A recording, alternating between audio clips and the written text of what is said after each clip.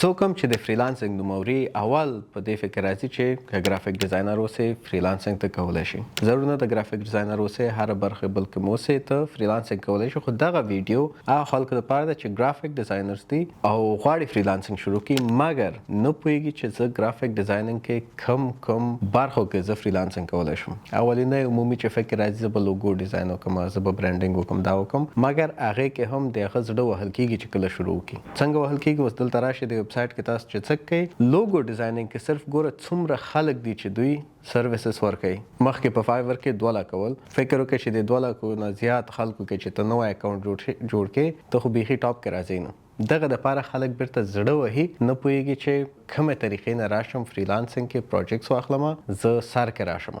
ته باید هغه برخو کې د ګرافیک ډیزاین کې ګیګز جوړ کړې یا سروسز خپل ورکړې چې هغې کې خلکو کم سروسز پرووایډ کړي. هغې کې تا چانس زیات دي چې زیات امکانات د دې ده چې خلک تا ته پروجیکټ درکړي. نو بیا بعد کې ته کولی شي نور په لوګوس ګرافیکس چې کوم برخه کې بوسي ته سروسز ورکړي ورته. اوس په دې کې هم داسې نه ده چې ته صرف همدغسې سټل ایمیج کې ته کولی شي سروسز پرووایډ کړي. ته کولی شي په ویډیو کې، په 3D کې، په 2D کې، هر یو کې چې اوسي ته سروسز ورکولی شي، مګر هر یو کې همدغسې برخې دي چې کوم خلک زیات سروسز پرووایډ کوي، کوم خلک کم سروسز پرووایډ کوي. نو دې طریقې نه ته کولی شي ځان پیدا کړې پکې چې کم سروسز دې کم پرووایډ کېږي، ډېر خلکو ته ځان رسولی شي. دویم ټریک یې دا ده چې ته باید همیشه آنلاین وساتې ځان. عمومي چې څونه خلک دي سروسز ورکوي، هغه خلک چې آنلاین دي نورم فیصدي راکمیږي، ډېر کم خلک آنلاین دي، ته هغې کې کولی شي ځان سر کې راوړي. نو ته به همیشه ځان آنلاین ساتې د پروجیکټ بیډینګ دپاره یا ځان خلکو ته ورښودلو دپاره تر څو ته پروجیکټ واخلي. نو سټل ایمیج کې تا سره په ټاپ کې لوګو ډیزاینو ځان ته لرې وساته، خلک ټول په همدې کې راځي.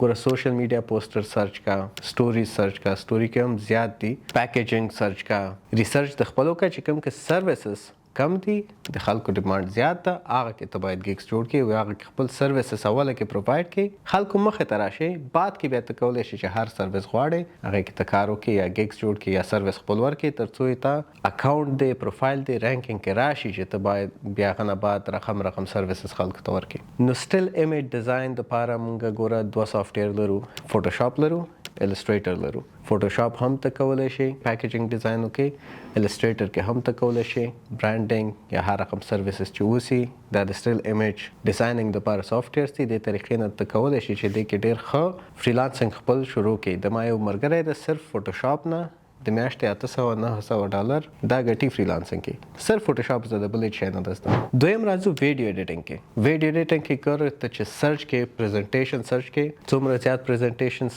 خلک ورکوي په دې سټل ایمیج غوندې دې کې سروسز خلک ډېر زیات پرووایډ کوي او تا چانسز ډېر کم ده چې پروجیکټ واخلي. دې دپاره ته باید هغه سروسز انتخاب کړې په ویډیو ایډیټنګ کې هم چې کوم کې پیدا ده کو چې سروس پرووایډرز کم دي مګر خلکو ډیمانډ زیات ده. دا ریسرچ تا ته پرېږدم زه. د ویډیو ایډیټنګ دپاره هم یو سافټویر پریمیر پرو، دغه یو سافټویر زده کړه خلاص تا ویډیو ایډیټنګ په همدې باندې ټول کېږي. یا بعضې خلک کپ کټ زده کوي، کپ کټ کې هم مشکل نشته، ته کولی شي په هغې کې هم ویډیو ایډیټنګ د خپل سروسز چې کوم شته دي پرووایډ کړي خلکو ته. مثلا پریزنټیشنز شول، انټرو شوله، آوټرو شوله، ویډیو ایډیټنګ شو چې کوم هم سروسز ته ګورې په دې سافټویر کې ته کولی شي.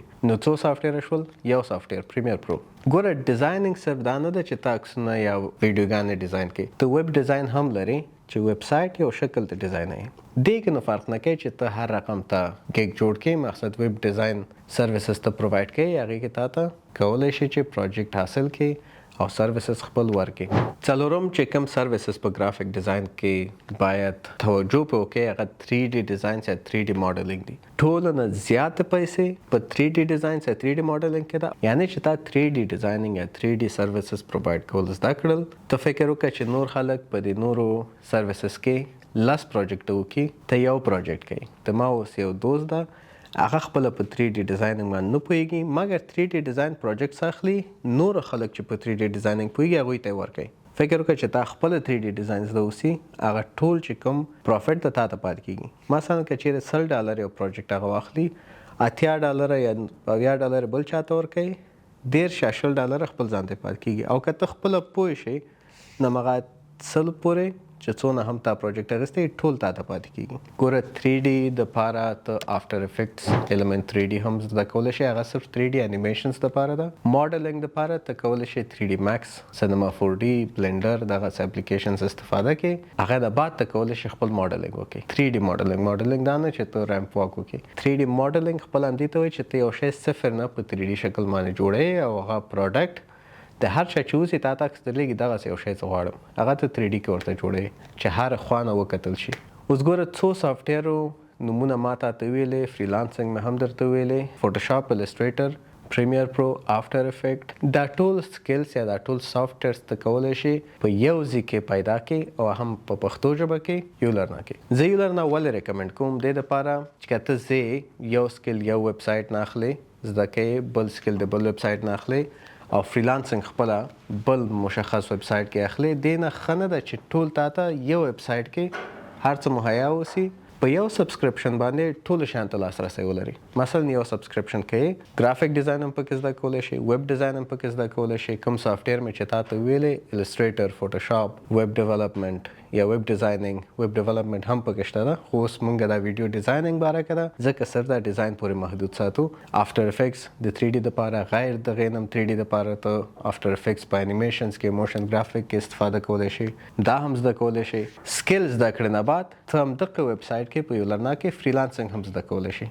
د فریلانسنګ کورس چې تاسو وګورئ مکمل د شروع نه چې کوم ځای نه شروع کړئ، سکل خپل څه رقم ته خلکو ته وښایئ، کومه څه پیسې بیرته راوباسئ په افغانستان کې، او څه رقم ته د خپل پروفایل خلکو ته معرفي کوئ، پروجیکټ څنګه واخلئ، دا ټول تشریح شوي دي.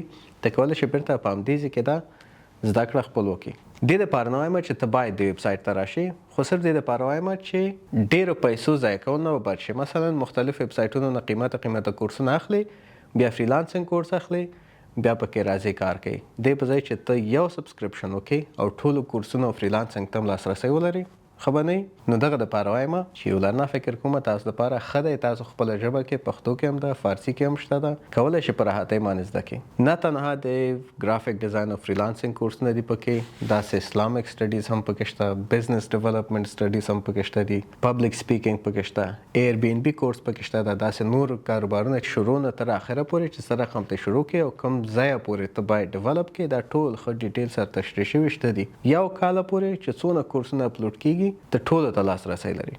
نو لینک زه تاسو سره شریک کوم په ډسکرپشن کې، کورسونه لینکونه هم در سره شریک کوم چې کوم هم تا د خوښې وي او ته پکې وایې چې زه فریلانسنګ په دې برخه کې شروع کوم، بس وخت مه ضایع کوه، شروع یې کوه، ویې ګوره که خوښ نه شو یو پالیسي لري یولرنا چې کولی شي خپل سبسکرپشن بیرته واخلي، او که خوښ ده شو نو پاتې خپل سټډیز مخکې بیایي او فریلانسنګ کریر دې شروع کوي.